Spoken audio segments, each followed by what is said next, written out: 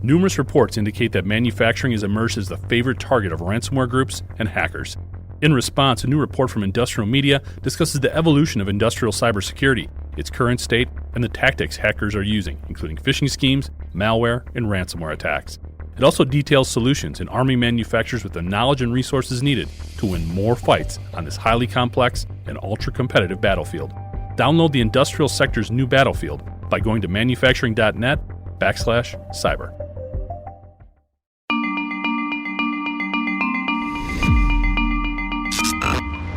Hi, I'm Jeff Ranke, Editorial Director of Manufacturing.net and Manufacturing Business Technology. Welcome to Security Breach. Providing a significant assist to transparency efforts in cybersecurity is the Strengthening American Cybersecurity Act, which was signed into law in March 2022. Unlike other regulatory efforts focused on updating network security or mandated agencies like CISA, which falls under the Department of Homeland Security, to develop cybersecurity plans, it requires critical infrastructure entities to report substantial cyber incidents within 72 hours and any ransomware payment within 24 hours. While the SACA applies primarily to utilities, schools, healthcare facilities, and similar entities, there is a push to expand its reach. As cybersecurity incidents continue to increase and impact a greater percentage of the public, it would seem additional law enforcement involvement could provide a huge assist. In addition to regulatory efforts and compliance, a bigger challenge, and one we've been covering more here on Security Breach, is the significant lack of internal OT cybersecurity expertise within the industrial sector. In general, this can be attributed to too many manufacturers feeling their IT security personnel can also be used on the OT side. This happens without an appreciation for how different the technology and operating environment is, and how a cut-and-paste approach will leave too many doors open to hackers. If manufacturers don't take this approach, they're attempting to create the necessary expertise. Recent findings from Fortinet show that 67% of OT security leaders come from an OT engineering background. Again, knowing how to implement and connect OT technology does not make one an expert on keeping it secure. Also complicating matters is that the industrial sector is not only competing within its market for OT security professionals, but throughout the global marketplace. Malware, ransomware, and phishing attacks are not exclusive to the U.S. or the industrial sector, meaning security professionals have nearly unlimited career path options. Our guest for today's episode promises some interesting takes on the role of government and practical training strategies focused on improving industrial cyber defense. Before we talk to our guest for this episode, we're excited to announce that Security Breach is being sponsored by Rockwell Automation. For more information on their cybersecurity solutions, you can go to rockwellautomation.com. It's now my pleasure to introduce Debbie Gordon, founder and CEO of CloudRange, a leading provider of OT and ICS cyber attack simulations and training. Debbie, thanks so much for joining us today, and welcome to Security Breach. I thought the place we could maybe start is just talking about some of the recent news that's coming out of the Biden administration. They've been, to their credit, a little more vocal on cybersecurity and some of the needs, but I think what's debatable is maybe the tone and the impact of what they're putting out there. Be curious to get your take in terms of some of the recent statements that they've made and what it means to the industrial sector. I want to commend the president for making the efforts that he has for addressing critical infrastructure and cybersecurity, because as we all know, that's something that is, there are a lot of unknowns around, especially with attacks on critical infrastructure. We hear about it, we fear it, but a lot of people don't know how that can actually go down. And so just the fact that there's a focus on it today is the first step. Now, what that focus is, I believe there's a lot of work to do. Having a framework for how cybersecurity is handled for critical infrastructure is one thing, but it's also another thing which I think was missing is the requirement for certain types of training, because technology only does some things, compliance only does some things, but training and the people that are actually defending systems need to be trained in a way that is proactive and staying on top of the possible threats on critical infrastructure. Yeah, I think it's interesting with the things that have come out. We look at either the Strengthening Cybersecurity Act, all of those things. They've talked about critical infrastructure, but they haven't really included the industrial sector in there per se, outside of utilities and things of that nature. We've heard a lot of talk about the need to expand and include manufacturing potentially within that critical infrastructure fold. What's your take? Do you think it's necessary? And have you heard anything in terms of how that's being pushed forward? Well, it's all necessary. Critical infrastructure is really anything that is critical to our lives and livelihood. So manufacturing, even food, I hate to say that food is manufactured, but we think about food production and farming, that's manufacturing. That is all very critical. And so equal focus needs to be put on that. So whether it's electricity or water or manufacturing of any type, and transportation, of course, all of those things are critical in our livelihoods. Absolutely. One of the things that caught my eye, too, in some of your remarks about the Biden administration and responding to some of the things that have come out lately is you called cybersecurity a life safety field.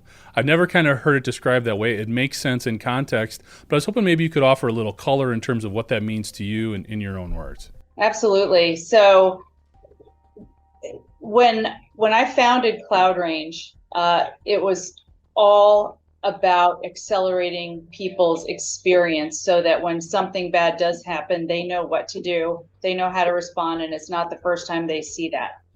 In other fields that involve life safety, so whether it's law enforcement or firefighting or even aviation, all of those are protecting people's lives in the way that people have to practice. And cybersecurity, yes, life safety is involved when maybe your data gets breached, but attacks on critical infrastructure are where people can actually die. We don't like to necessarily talk about that, but we have to focus on cyber safety, not just cybersecurity. And when we are considering attacks on vital critical infrastructure, such as water, such as energy and electricity and transportation, that is in fact life safety. So, we want to talk a lot about the cybersecurity workforce, which I know is a topic near and dear to you, but we also look at some of the continuous attacks against utilities and the industrial sector. We know why the industrial sector is such a prominent target and what makes it so appealing. What do you think is the single biggest reasons we're not covering up here? We continue to allow these vulnerabilities to exist. Well, I wouldn't say that we are allowing it. They are happening. Nobody wants that to happen, but they happen because there is a lot less regulation on cybersecurity for a lot of areas of critical infrastructure. And looking at how a lot of organizations with critical infrastructure are organized and structured organizationally, I know I used that word a few times in that sentence, but the way that these companies are structured, there's often disparities in technology on the IT side and the OT side. Who's responsible for cybersecurity? Whose job is it? A lot of times in organizations, the OT side of the house says it's the IT side's problem and vice versa. And so there has to be alignment on whose job this is. And until there is that alignment, that is a vulnerability. That is causing the bad actors to see an opportunity for attacking, and it's just we have to be more proactive. And I'm very pleased to see that that's happening slowly but surely on the critical infrastructure side. But there's so many unknowns, and first and foremost, people and organizations need to understand how they can be attacked. That is one area where there has to be some knowledge and awareness, not traditional security awareness of, don't click on that phishing email, but awareness of how the bad guys can actually get in and what they can do. Because a lot of people in critical infrastructure, plant managers, for example, they might not realize that an anomaly may be a cyber attack. They may just think something's broken. And so there has to be that basic awareness of what attackers can do, how they can get in, and how they can really cause chaos in our world. Absolutely. One of the things that I've preached on this podcast a lot about is greater transparency and sharing information amongst our peers. The industrial sector seems to be very reticent to do that. It's a competitive advantage if you know how to keep the bad guys out, whereas they may be able to get at your competition. What are your thoughts there? I mean, is there a way that we can sort of maintain some of those competitive advantages, but also help each other out and helping to shut the bad guys down? There are organizations specifically for this. So the ISAOs and the ISACs, specifically they exist to share information in a relatively secure way. So I think in cybersecurity, whether it's on critical infrastructure or not, a rising tide raises all ships. And so organizations have to work together. They have to share information with each other because they're not the only ones that are going to experience it. Absolutely. We started talking a little bit about how we don't have a lot of this in-house expertise when it comes to OT cybersecurity. What do you think are some of the biggest challenges there? Why is the industrial sector kind of unique in the fact that we're having a hard time bringing these people on board, either finding them, training them, growing them, whatever the case may be? Well, energy and water, all of those facilities, those have been around a lot longer than the word cyber. And so we have to retrofit not only physical systems, but we have to retrofit how organizations are structured and decision making and silos. Are things under operations, or are they under risk? Are they under information? And so that is a fundamental challenge that regardless of what kind of technologies organizations put in place to deter the bad actors or to be able to detect attacks, they still have to have the organizational structure, decision-making, and values alignment before any of that stuff is effective. And when I'm talking about values alignment, I'm talking about the difference of how to protect against an IT attack versus an OT attack, uptime versus data protection. Two very, very different things that require different actions during an incident. Absolutely. One of the things we hear about too is that there is a greater attention being paid when it comes to new cybersecurity professionals entering the marketplace. They're drawn more to IT than potentially industrial OT. You're kind of in that situation. What drew you to the fact that we need this special skill set on the operational technology side? Well, we need special skill sets all over the map. So on the IT side specifically, I think the numbers are around 3 or 4 million open jobs. That may or may not include any OT. The challenge with OT, which we are addressing, and at Cloud Range we're doing this directly, is that there is not a lot of training content and standardization in training and career paths in OT cybersecurity. So Cloud Range is focused on that very heavily right now because it's hard enough on the IT side of security leaders don't know what they need, what their people should know. There's the NICE framework they can use for that. But even the NICE framework doesn't apply specifically to OT and industrial control system cyber attacks. And so we're spending a lot of our time, energy, and resources on developing content and learning plans and really training plans and frameworks for OT cyber professionals, because I think that's the reason why people don't really think about getting into that, because there is no that yet. Right. There's not a plan. So we're excited about what we're developing, both from individual training labs for people, learning plans for people in OT, and then of course live fire training, which we launched a couple of years ago, live fire OT attacks, for people to be able to understand what happens, how it can happen, and what to do, regardless of their skill level and how long they've been in the business. I'm glad you brought up live fire attacks. That was my next question. I was hoping maybe you could walk us through a little bit. What do those exercises look like? Are there specific vulnerabilities that you may be looking for or find more frequently? So for OT live fire attacks, just to give you some context here, so Cloud Range has developed the industry's only live fire OT and IT virtual environments. And so we virtualize everything on the OT side, and the IT side, we design and script attacks that can either come through the IT side onto the OT side or vice versa. And then those attacks are met with lots of live traffic.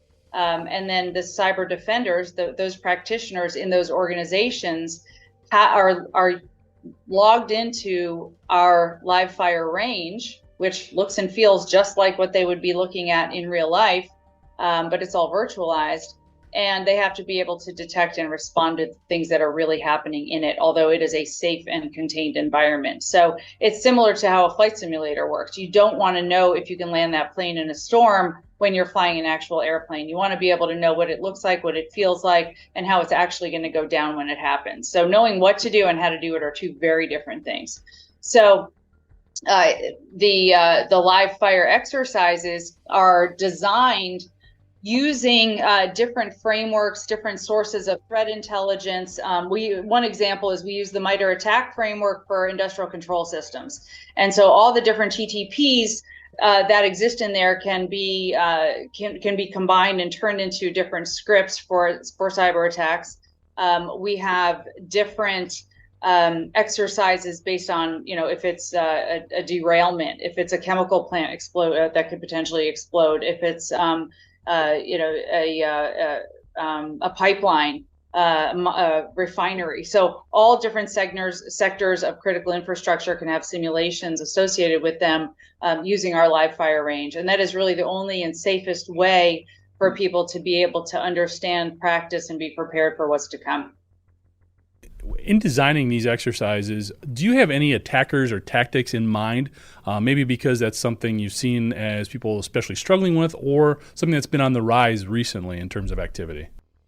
So yes, and we're constantly developing new scenarios and new content. So the sources of that come both from different sources of threat intelligence. CISA advisories, for example, can be converted into actual live exercises, live scenarios. So instead of reading about something and just getting it anecdotally from an advisory, we're actually able to translate that into a live attack of what those bad actors may be doing, and mimic the TTP so people can see it in action and be prepared for it.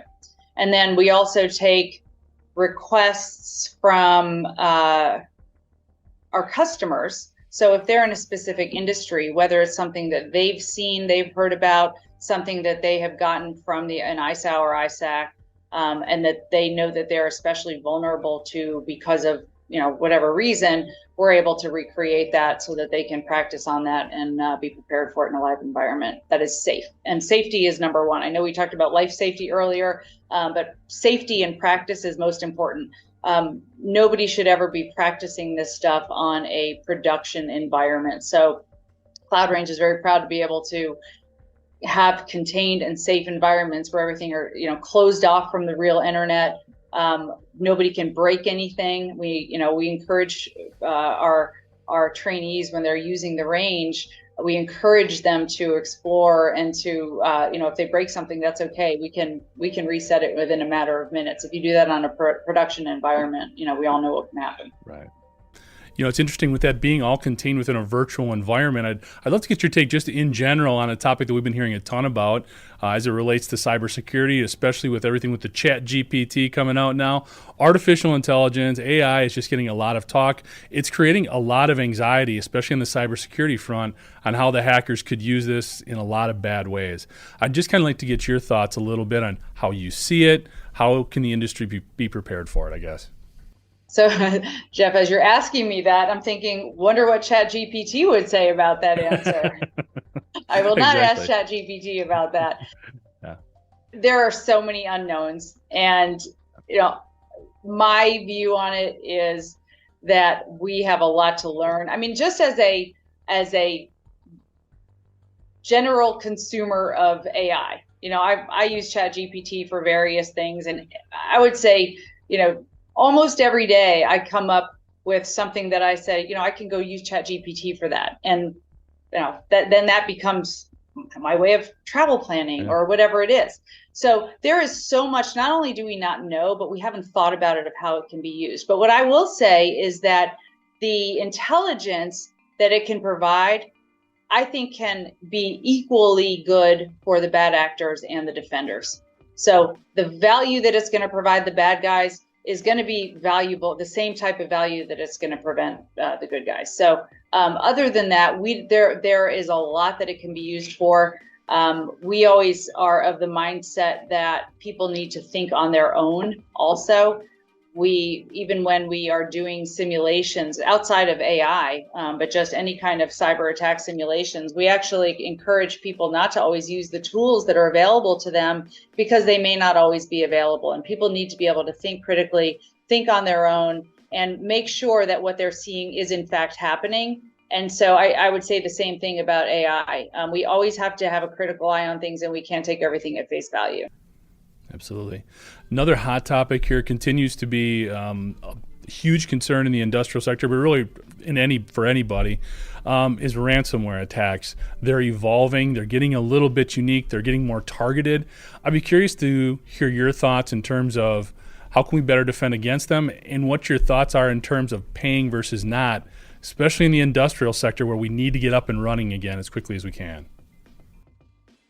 I'll answer the second part first. Every organization is going to have their own policies on this.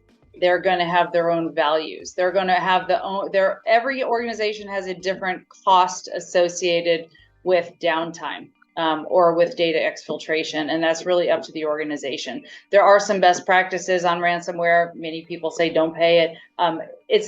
It obviously is a case-by-case basis, so I'm not really going to comment on that. But what I can comment on is preparation. Playbooks need to not only be on paper or in a document. Policies can't only be in a document; they have to be practiced. And so, ransomware isn't just about deciding if you have a company policy of whether you're going to pay or not. That's not enough. It's actually going through simulations. Many companies conduct tabletop exercises.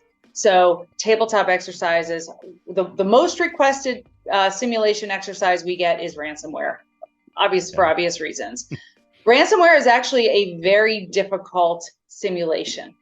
There are a lot of easier types of attack simulations that can be done. So you don't just throw people into a security environment and say, okay, how do you deal with ransomware? There's a lot of pre-training, a lot of preparation on that road to be able to be effective at defending against ransomware, not only just preventing it, but what happens when you do it.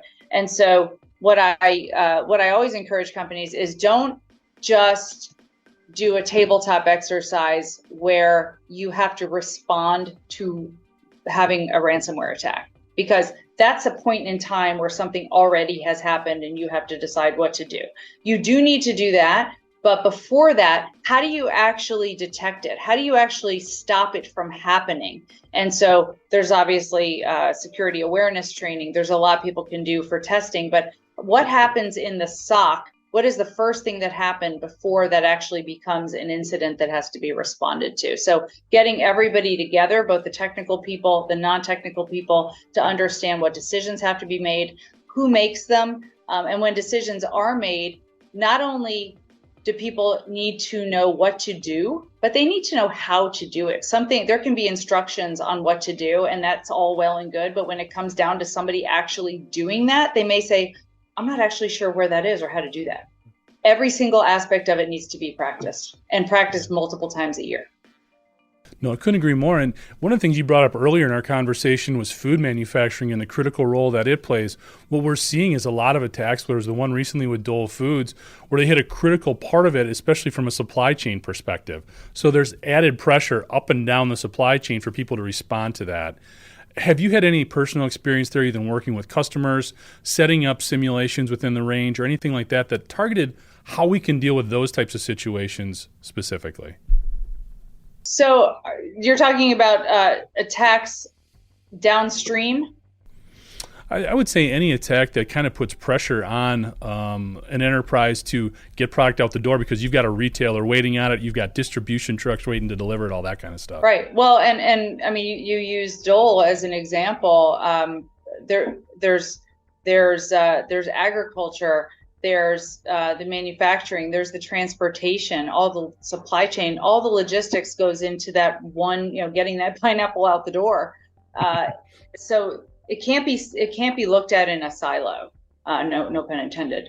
But all these pieces of cyber attacks aren't just about, how do we make sure that one piece of our organization that is the core the lifeblood of that organization. How do we make sure that that's not attacked? But what about all these other pieces that can happen? I mean, think about what happened with Colonial. That wasn't just about the pipeline. It was about the gas stations. It was about traffic and toll booths and everything.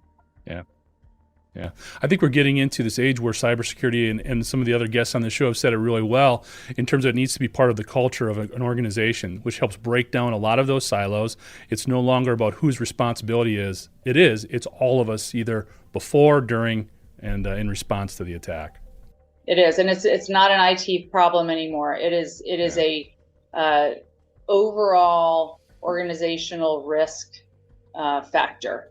And anyone in an organization, down to a field level, needs to be aware. And I think companies are doing an amazing job of security awareness training, because how many, I don't know the exact percentage, but the percentage of cyber attacks that start with somebody clicking on an email, and that's getting better, obviously, with some of the technologies out there, but that's probably an 80-20 rule in there. So yes, it has to be part of the culture. It has to be everybody's job.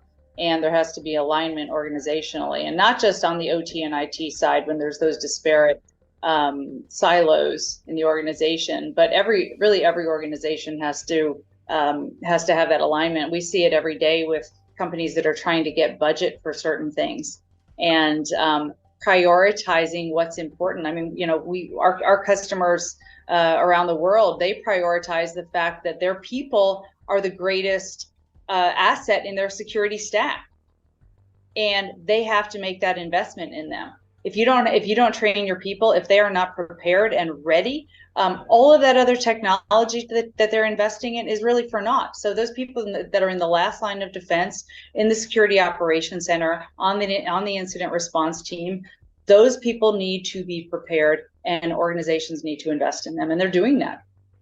Well, it's interesting. I'd like to get your take on this, too. We had a guest on who basically said one of the biggest factors pushing investment in cybersecurity has been following a ransomware attack, because essentially these larger companies had to report in their board meetings and their quarterly reports, we had to pay X amount of dollars in response to getting hacked.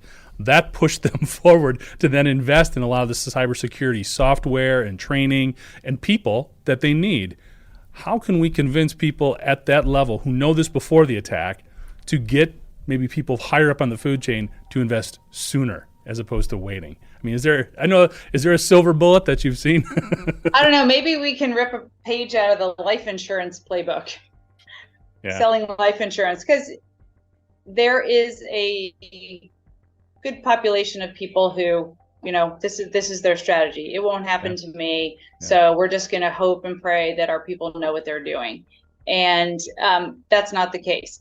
There are, on the other side, there are very pragmatic security leaders who know that technology doesn't solve all problems, that processes and compliance doesn't solve all problems, and you need to invest in people. And it's just becoming a different mindset. Yeah. So looking forward, Debbie, next year, maybe year and a half, what do you think are some of the bigger trends we're going to have to contend with as it relates to industrial cybersecurity? Well, you mentioned AI. Yeah. That, I feel like I hear about AI more than I do the word cyber. So that's a thing. And that's, we can't ignore that whatsoever. The frameworks that are being developed and have been developed for critical infrastructure are extremely important, both from technology frameworks as well as some of the training and development that we're doing right now for readiness for industrial systems, because again, that doesn't exist. So we're seeing a big growth area, even just in our company, of organizations who are just even starting. Who do we need? What are these roles that we need? How do we make sure they're trained? What do we train them on? What do we train them on? At the same time that they're investing in a lot of these OT security tools as well, network monitoring, asset discovery, and things that are helping integrate both the IT and the OT side of the house. Excellent. We've talked a lot about Cloud Range. Is there anything we missed, Debbie? Anything else you'd like to tell us about the company or things you're working on? Well, we're just really excited. number one about the opportunity. We are celebrating our 5th anniversary next month, and it has seems like I don't know if it seems really fast or really slow, but we are moving fast. CloudRange has grown significantly over the past few years, and what pleases me the most is looking back 5 years ago, how much focus is now being put on ensuring that people are prepared. It is a distinct difference from 5 years ago. The commitment and the investment that security leaders and risk managers and boards are making to ensure that their people are protected. Because a lot of times, we work with boards of directors all the time. They don't know what they don't know. They hear something in the news and they go to their CIO or their CISO and says, "Oh my gosh, are we prepared for this?" And they don't even know what the this is, and they just want to feel confident. And so we're giving people that confidence by being able to show them metrics on how they're shrinking their risk based on improving and accelerating people's competencies to defend against cyber attacks. At the end of the day, it's about preparedness, and it's about making sure that we don't hear about something in the news. So understanding that it's probably very customizable depending on the client and the atmosphere, the environment, and all of that, what types of metrics do you guys look at or try to report on? That's kind of interesting. Great question. So there are a lot of metrics, both in terms of competencies, mapping to frameworks. So we use the NIST framework, the NICE framework, the MITRE ATT&CK framework, MITRE ATT&CK for ICS, and we are testing and assessing both individuals and teams against those. Now, we're not doing it for the purpose of saying you're bad at this or you're not prepared. It's here's where you are today. Here's where you need to be based on these frameworks. But most importantly, here's what you need to do to get there, and here's how much it will cost to meet those those requirements. And those requirements aren't CloudRange's requirements. Those are requirements that we collaboratively work with our customers on using different frameworks that they subscribe to. So when we say this is what you need to do, it's really giving them a prescription for what their objectives are, and us helping them with their objectives. So we look at individual competencies, knowledge, skills, and abilities. We look at team competencies because cyber defense is a team sport. And so even if you have some great players on your team, the team may not perform great if they're not working together. So collaboration and communication is a huge factor in incident response success. We have seen that, we prove it, and we measure it. And then at the end of the day, we're able to show boards and C-suites what that level of risk is based on the competencies and preparedness their team has. Well, I think the exciting thing for me when I hear you talk about that is it would seem scalable depending on the size of the company or the size of the attack surface. So the smaller enterprises that we have so many of in manufacturing don't need to be intimidated by this. This is something that can be adapted to their business as well, even if they're not a Fortune 500 company. Absolutely. We work with companies of all sizes. Most of our customers are large national or global companies for obvious reasons. However, this does apply. We have a lot of tools for the small and mid-sized businesses because they're just as affected. They also don't have the resources to even know what to do. So really, it's doing individual training. We have some customers who have large security defense teams. We have other customers who, a state agency may have a person that wears the cyber hat once a month, and that's not even in their job description. So, and everything in between. So very adaptable. Debbie, anything else you'd like to add before we go?